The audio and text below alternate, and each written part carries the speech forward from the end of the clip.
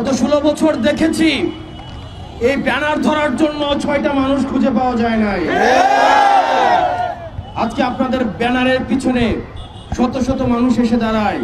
এই মানুষগুলো সেদিন গত 16টা বছর ছাত্রলীগের পিছনে এসে দাঁড়িয়েছে। এই 16 বছরের দিকে তাকান। আমরা ফেসিবাদের বিরুদ্ধে আপনাদের লড়াই এবং সংগ্রামকে আমরা সবসময় সম্মান জানাই।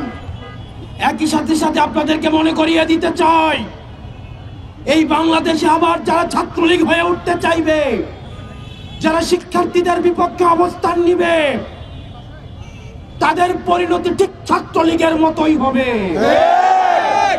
সুতরাং আপনারা শিক্ষার্থীদের বিরুদ্ধে অবস্থান নিয়েন না। গত 16 বছরের আপনাদের নির্যাতন নিপীড়নের কথা ভুলে যায়েন না। আপনারা যদি মনে করে থাকেন এই চাপাতির রাজনীতি, এই হকিস্টিকের রাজনীতি, এই ছাত্রলীগীয় রাজনীতি আবার আপনারা ক্যাম্পাসে আবার আপনারা রিস্টোর করবেন, তাহলে ছাত্রলীগ গেছে যে পথে আপনারাও যাবেন সে পথে।